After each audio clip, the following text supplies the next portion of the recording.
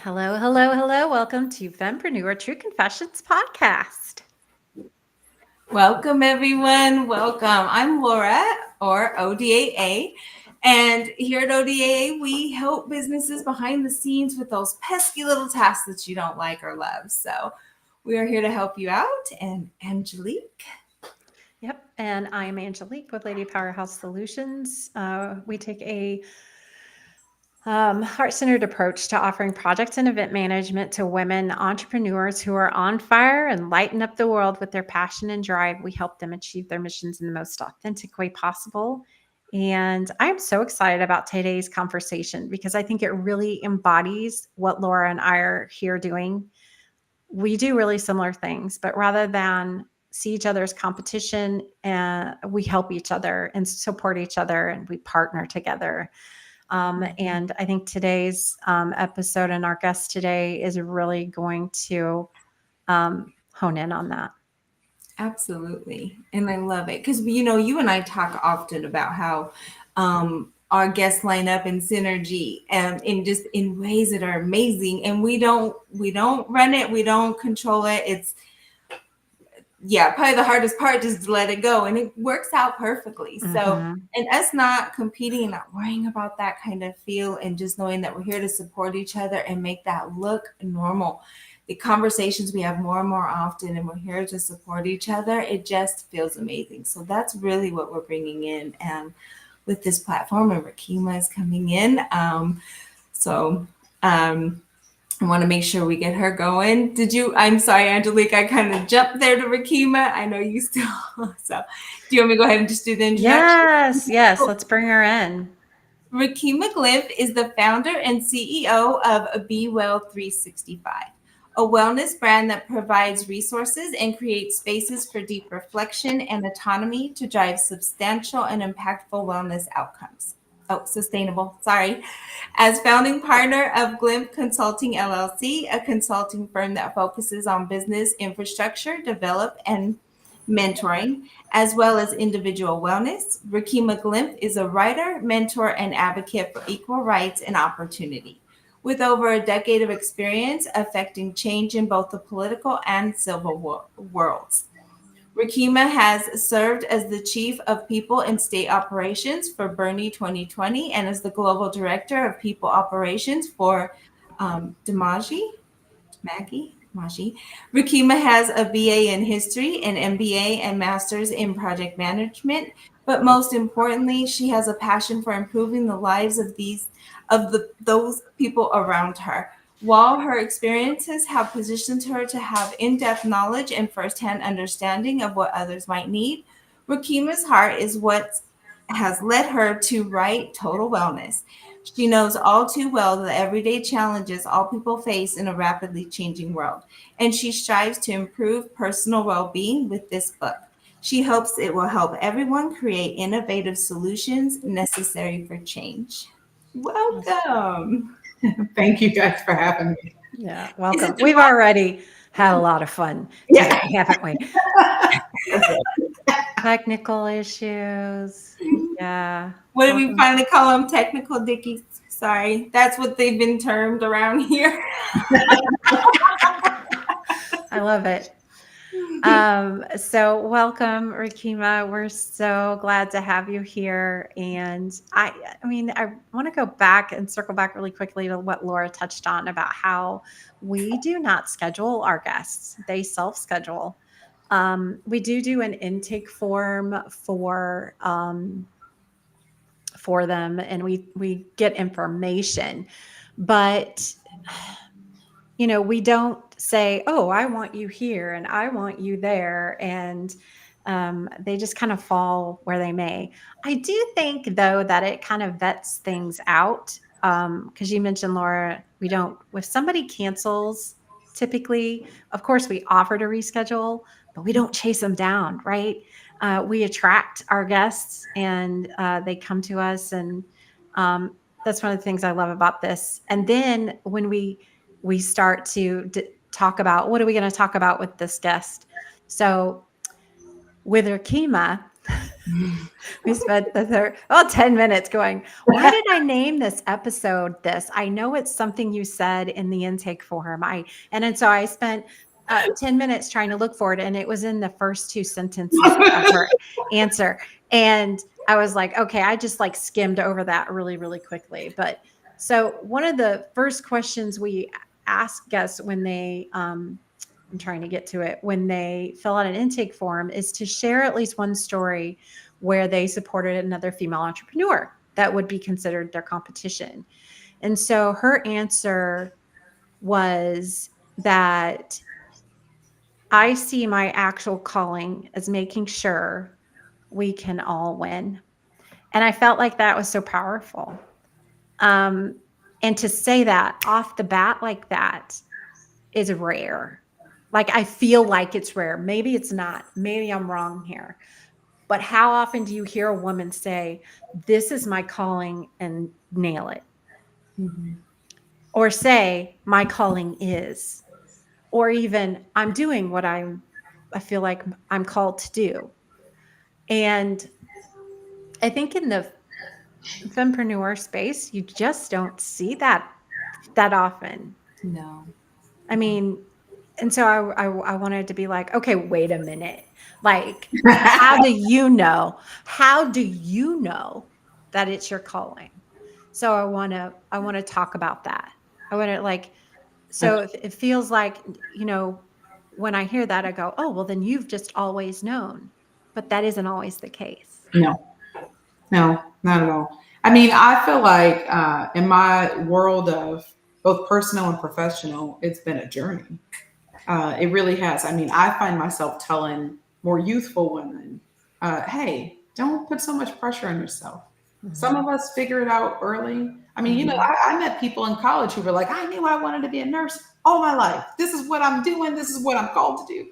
And I remember thinking in college, like, I'm just trying to survive. I want to graduate. I'm only number two, in terms of generation in my entire family to go. Like, I'm just trying to make it through. And I remember, that I have had several points in my life where I was like, I know what I'm doing. I know what I'm doing, right? Like, Yeah. And I like that because it can change, right? Like, I know people, like you were saying, all I've ever wanted to do is this. that's And right. then they do that, they master it, and they're like, they realize, in my free time, I'm really drawn to doing this. That's right. That's right. That's right. And there could be many things like that, right? Like, I think in another lifetime, I was probably going to be a chef. I think in another lifetime, I probably was all into equestrian things and rode horses for a living, even. Right? Because those are things that bring me utter joy when I'm immersed in it. I mean, I have trained my son how to ride horses. I'm cooking for all the neighborhood children. So I see that there are in all of those areas too.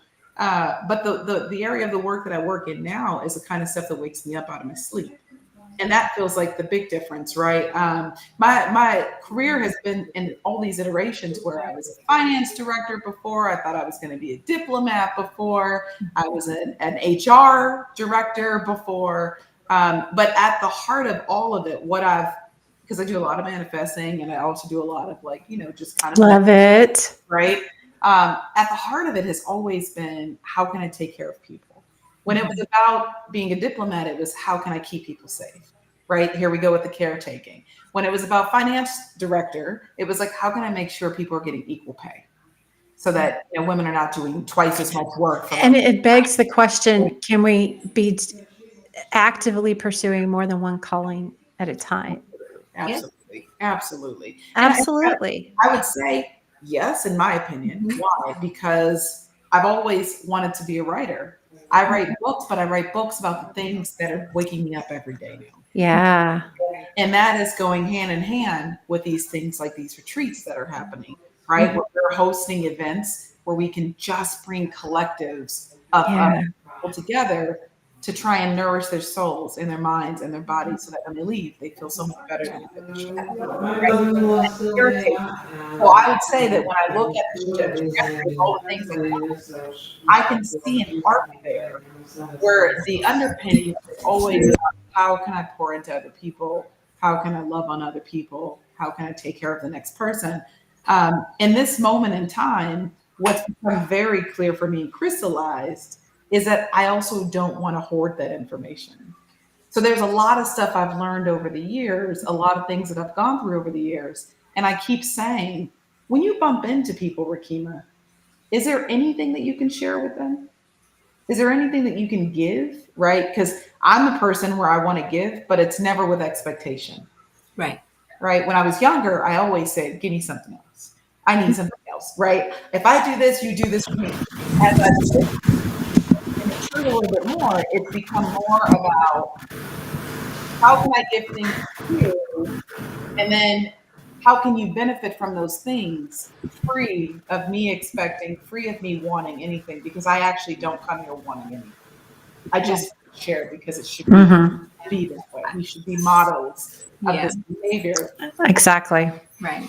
We do little things like we were always taught in our house that charity was tithing. Like we didn't tithe to something.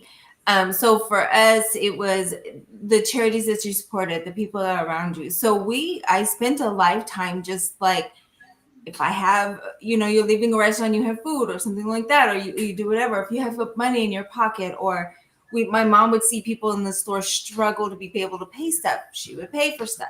We do that all the time. And I find my son does it too, where it's just like, oh, I just felt something the other day where I was like, I'll get the lady behind me Starbucks. So I paid for her stuff and I left. She doesn't know who I am. She'll never see me again. It made her day. Somebody's done that for me too. So it's those kinds of things where when we think of charity and how we give and that we want to give so much, I think that's where a lot of that, for us at least, I don't know how others are, but that's where a lot of that came from. It was just constant.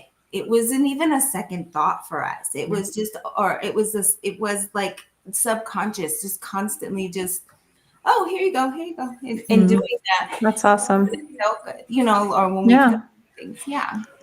So, Rikima, when you talk about making sure we can all win, Yeah. what does that look like on an everyday practical for you? Yeah. I mean, it depends on what the day looks like, right? Sometimes I sit with women on purpose. Sometimes folks are like, you're pretty not social. You're pretty antisocial. You're always with your head down working on a thing until we see you on the porch in that rocking chair talking to somebody, right? Until you're walking down the street and you're talking to someone, until you offer yourself to someone who didn't even know that they needed it, right? Sometimes I see and I'll hear things. And I used to say that this was a gift given to me by my granny because I come from a very long line of faith healers and people who are very spiritually connected into the universe. And when I bump into some folks, sometimes I can hear the little ting in their voices. Sometimes I can tell that a hug is needed, but sometimes I can tell that actually you want to talk about your trajectory because you're trying to mull over, where am I going in my career? What am I doing in this marriage? Right? What am I doing with my kids? Do I even feel like I'm on the right track? And it's been important for me to lead with, I'm not perfect. Actually, I'm just trying to survive this thing too. And the only difference is that maybe there are some things that I can share because I've been through a lot of things, but like I'm also open to what then you're going to teach me, both from what you know, but also about what I don't know. Both about myself and the world around me. And so when I say things like we should, that I want us all to win, it's whatever winning looks like for you. That's awesome. If you're married and you want a healthy relationship, but you're going through some toxicity or whatever, I want you to win. I'm not married. That's not my world, but I need you to win because that's what you value. That's the thing that brings you the most joy, right? If these kids are not okay, I want them winning. I can't even tell you how often I'm sitting around and people say, why are you always with kids? And I'm saying, because the biggest role that I think is the most critical right now for me is the mentorship one. Conflict and I see that there are learnings that can be had. Why do I reserve that just for adults? I don't want to, I don't want to do that. I'm sorry, but we can learn more, just as much, if not more, from kids. That's right. Absolutely. As we do from our peers. That's you know right. what we learn from our peers? Scarcity. You know what we learn from our peers? I'm sorry, but this is what I see. Yeah. And what do I see from children? Love, That's right. Here, let me give you a hug. The intuition that you're talking about, that tuning in that you have of that inner voice That's right. that you're really good at hearing, there are a lot of people out there that aren't. Yeah. And if you want to find your calling, you got to be in tune with that intuition, that inner voice, Yeah. Yeah. No, right? it's If true. you want success, you Mm-hmm. need to be able to follow it, Yeah. not just hear it. Yeah, hearing's the first step. Follow it. Do what it's telling you to do. Trust it. That's right. That's right. And there was one thing that was said to me when I was younger, which is, "What is faith without action?" Right. And my thing is that there are a few things. One is I do like to listen. I like to take in everything. I'm not a census cutoff kind of person, right? Like I want to see all the senses. So sometimes my son is like, "Why are you all with my friends?" Well, because your friends got needs, and because I'm not going to be the parent that's too busy to sit with these, Mm. figure out what's happening, right? Or when I'm working with clients, and sometimes people will say, "Well, I'm here for professional occupational coaching," and I say, "Are you?" Are you really? Like there's other stuff here, and all of a sudden we're in tears, and it's like, yeah, because you needed to unpack that, Yeah, and like how we are feeling, it directly shows up in our occupations. absolutely. It shows up in our relationships even. So for me, when I think of giving, when I think of us all winning, it is whatever that looks like. If you need more clients, I don't believe I only need clients. Hey, if you need more clients and you see that there's a connection, or if I see there's a connection, I want to make that connection, right? Yeah, sure. I'm supposed to be selling these books, sure, because the world tells me I'm supposed to make some money. I'm supposed to go pay some bills. Right. Meanwhile, but if you can't afford, or if it's a barrier, or if that I don't want to ask that question because I've heard other things that tells me that I don't need to ask that question, I should Mhm. be giving, right? Spirit's going to move right on through me. Then that's what Mm. I'm going to do. Because what I do know is that the universe pays dividends all over the place, Amen. right? And so for me, it's Girl, preach. We at church now. I don't leave from that place. And a lot of people ask me, where's it come from? And I say, listen, for a lot of my youth, I was in the projects, right? I was the kid who was super excited when the fire trucks showed up with a gift. They always had a stuffed animal. 4-H program always had snacks. The Boys and Girls Club was always looking out for us. That was what I remember. Those were the biggest memories that I remember, right? I also remember a time feeling like I wished I had a neighborhood auntie who looked out for me. I also remember a time when I wish that someone could just share with me the things that I was yearning to learn. Like, how the hell do I get out of here? This is not, I knew very early on that that wasn't an environment that I was going to be able to thrive in. Why? Because my brain was telling me other stuff. My spirit was moving in other ways, right? And I said, I got to get out. And not only for me, but I got to get out for all these other kids in my family who need to know that there's another way that they can exist in this world that isn't just about that. And so even then, it was about helping. Maybe it wasn't direct, but it was like, but how can I live my life in a way where I am helping even by just being the example, right? So then I go to school and I go do all these things, but along the way, here I am in sub-Saharan Africa trying to help. Here I am in the Caribbean trying to feed somebody. My son said this not too long ago. Why are you always trying to feed somebody's kid? Well, because I remember a time when I was younger where food was scarce. Right. But it doesn't need to feel that way for all the kids in the world. Not when I'm bumping into them on a regular basis and we don't have that mentality anymore. Right. Yeah. Angelique, I can't hear you. Can you hear Angelique? Sorry, I was on mute because I'm in somebody else's office and there's people talking, so I'm paranoid that there's background noise. Can you guys hear anything? You're fine. Okay, good. Yeah. So I was wondering if the reason you want to feed others is because you remember being hungry. There are parts of that. There are certainly parts of that. And Absolutely. if Yeah. that is a prerequisite to some extent for us having empathy for those particular things. So, you look at people who go out and they are, and I see this over and over. So, Brene Brown, who is this huge expert in vulnerability, Mm-hmm. but was she always vulnerable? The opposite. Yeah. Right? So I feel like that in order for us to be, not in order for us, but the tendency for people to be really super successful in one area is because at one point they were clueless and weak in that area, and they had to build that muscle, right? But then I think about, I'm trying to think of people where there's an example that's contrary to that. Like, what's that guy's name that's loud and obnoxious and cusses all the time, but he's a very successful business, not Trump, a successful businessman.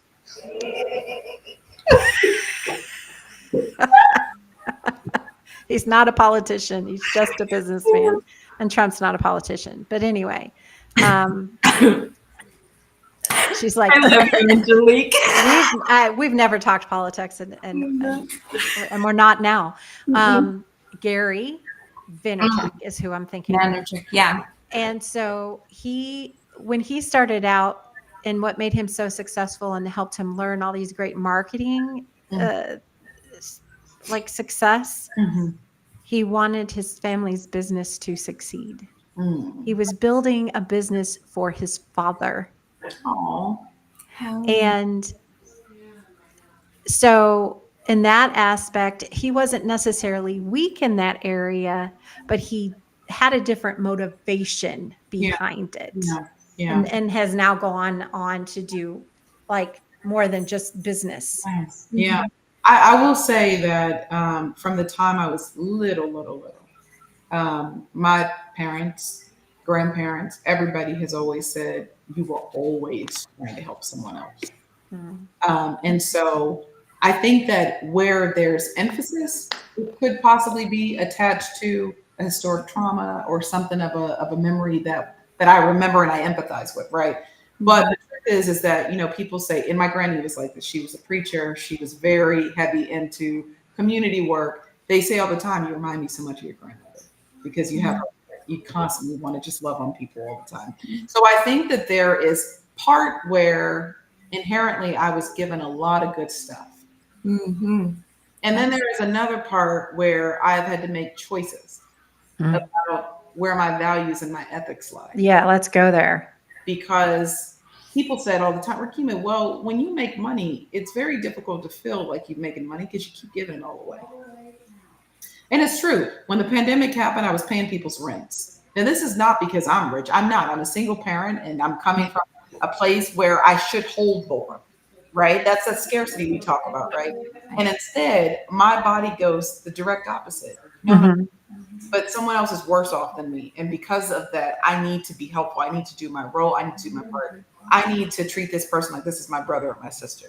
Because one day, just one day, maybe that could be the rest of us also. I mean, like, we're all just a paycheck away from it, right? Exactly it, right? So even with retreats, when we first kicked those retreats off, we were given 50% scholarships. Because I said, these are people who are running organizations that we need in the world.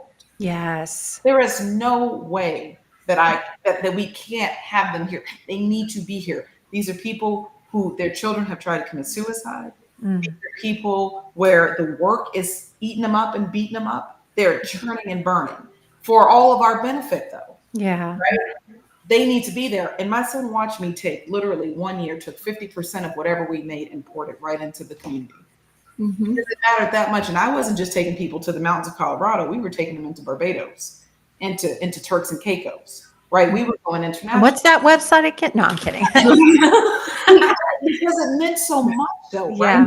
Without all of us doing the work, how can change be happening in the world? Right. So there you saw my political and my sort of commitment to humanity show up, right? Time and time again. Now we open our house. I had a pool dug in the backyard just so the neighborhood kids could win, because the community pool is so small that the kids' parents didn't want to take them over there. Well, what are kids going to do besides get in trouble if there's nothing to do?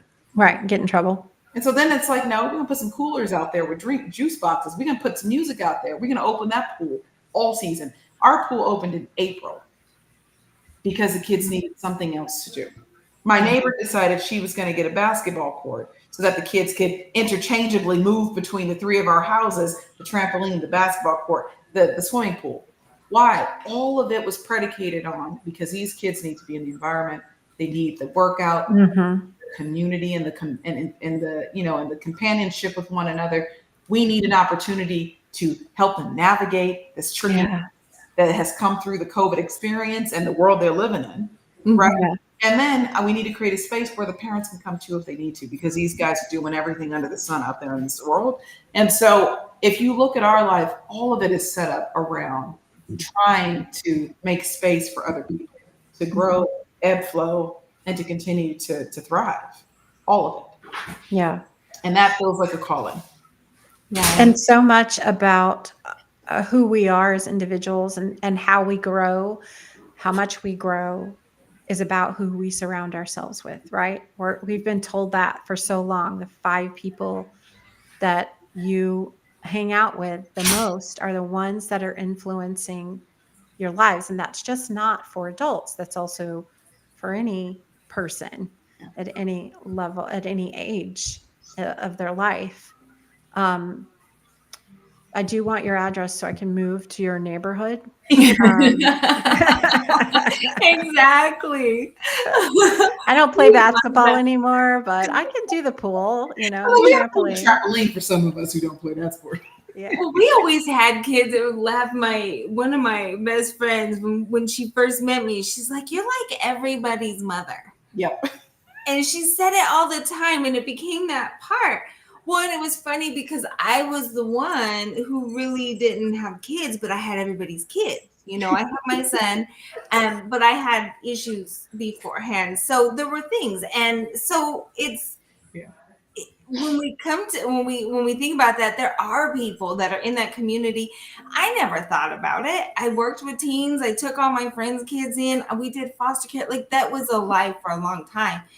And when we think later, you're like, everyone's like, you did all this, this, and this. And I'm like, are you kidding me?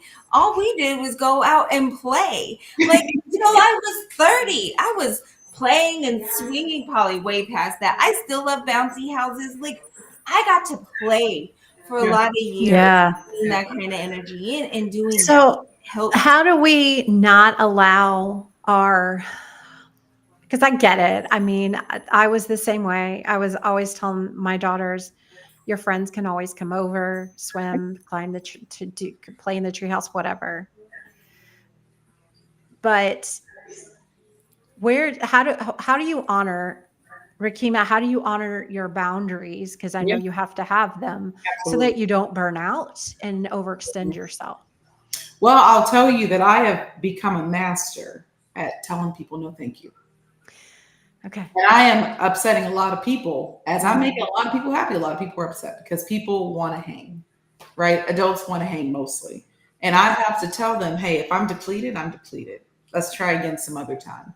I have gotten myself to a place where I am considerate because I will give you a heads up, but I will not feel guilty about claiming what I need. And because I don't know that on any given basis until I'm there, because I'm Mm. an ADHD person also. So a lot of times I am go, go, go. My brain says, we got it, we got it. Yeah, And yeah. I line them out. And I tell people ahead of time, look, to know me is to love me or to not, right? But to know Yep. me is to know that when I'm on, I'm there for you. But if I need a break, I'm going to be vocal about that. And I need you to respect that of me. Sometimes I even have to tell my son, I say, hey, son, 95% of my life is wrapped into you and your homies. That means that 5%, when I call it in, I need you to call an audible and I need you guys to all fall back.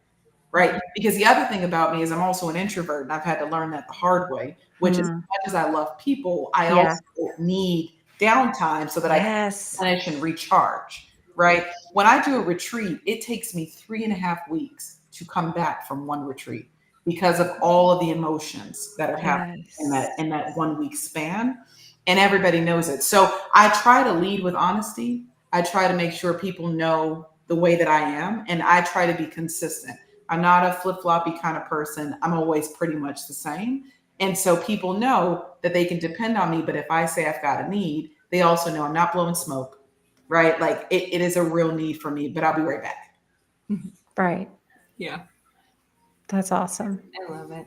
And that's Laura, what about you? um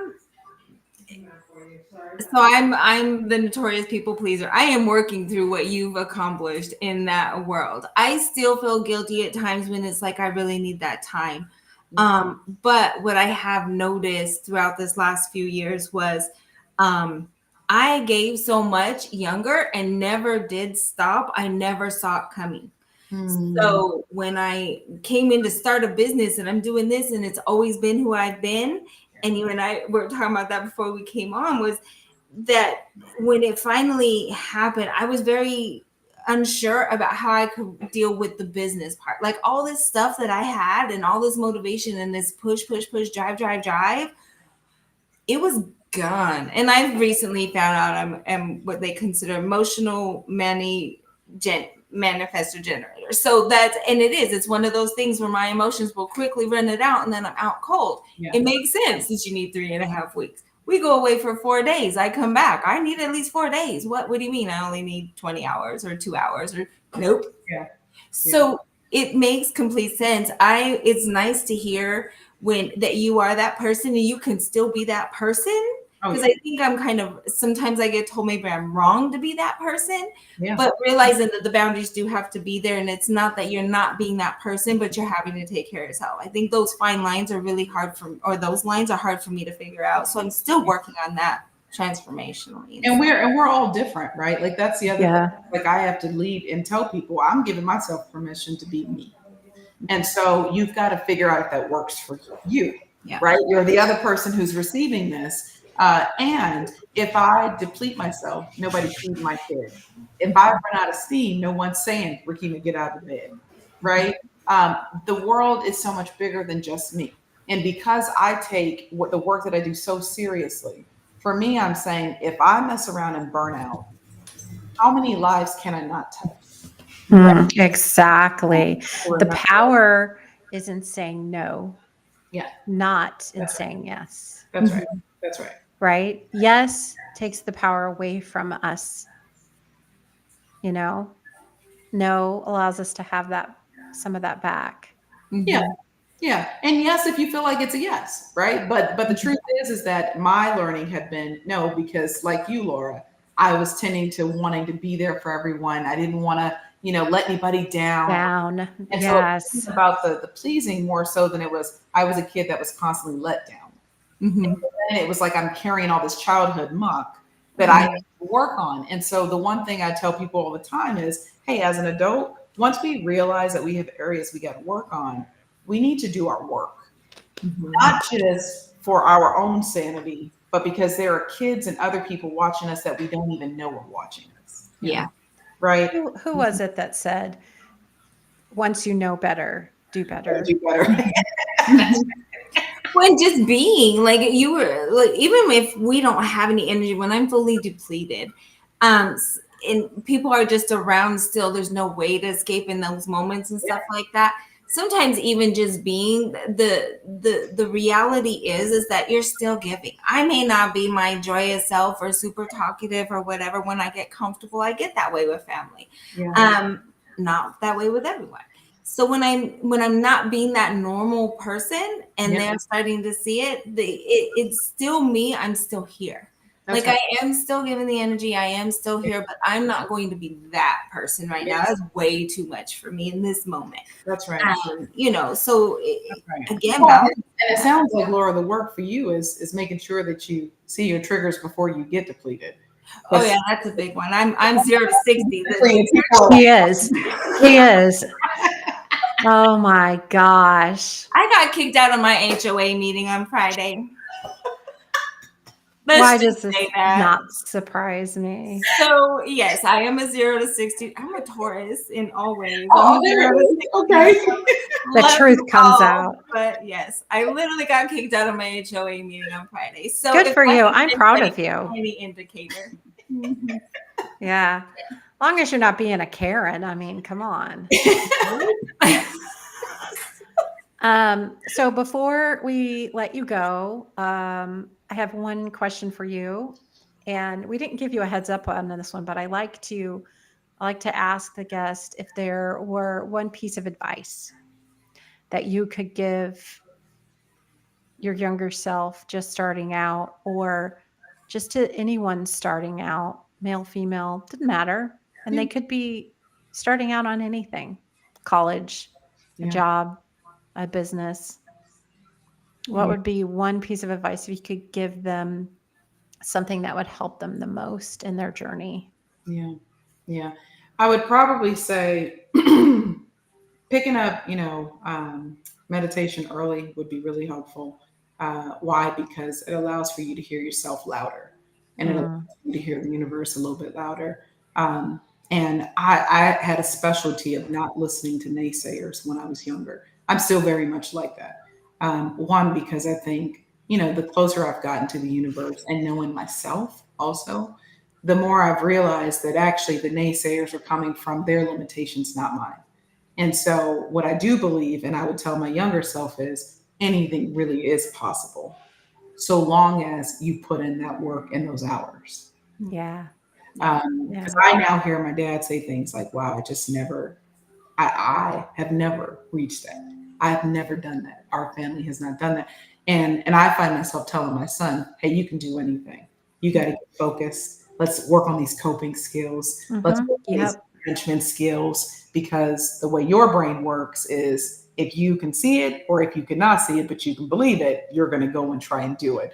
And we need more people like that in the world. So trust yourself, meditate, start it early, even if it seems boring. I used to fall asleep doing it. Uh, Yeah. until I finally, I guess, the universe tapped in and said, "Wake up, sis." Uh, but it's been helpful, and the spending the time to get to know myself. I wish I had spent more time with myself early on, and instead I was so fixated on this friend issue, this Yes. things. But what it meant was that it meant when I became an adult and I could actually finally live my own life and do my own things, there was so much growing I had to do, both on a maturity level, but like emotionally, psychologically, Mm-hmm. spiritually. I just had a lot of growing to do. And so what it did was it rendered me not ready Yeah. for the world the way that the world was thrown my way. So I think we need to spend more time with ourselves. Mhm. I love that. Spend more time with ourselves. Yes. Very Amen. cool. I love that because honestly, one of the things that I don't know where I got it, but I've always been like, you know, can you make this decision? Can you do this thing and still wake up in the morning and face yourself in the mirror? Because you're the one you have to live with for the rest of your life. Mhm. You don't have to live with anyone else. It's a choice. It is not a choice to get up and wake up and face yourself every day. You don't have a choice. That's right. So if you can live with yourself, then, like, I don't know, Does that just matter. always resonated with me. I don't know where I heard it. I don't even remember how long ago it was. I just remember thinking, can I do this and look at myself in the morning and not regret it, not be guilty, feel guilty about it, not think, why the hell did I do that? You know? Yeah. Um, so Rikima is generously, which doesn't surprise me, is generously offering to give away 10 copies of her book, Total Wellness, to the first 10 listeners that join her email list.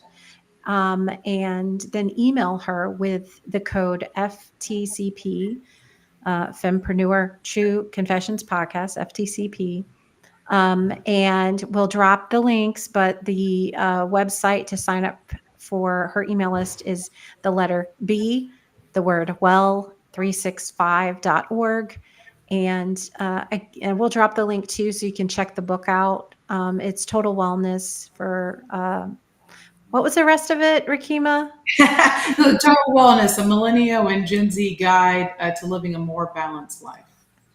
Awesome. So I'm going to go out and subscribe so I can get me a copy.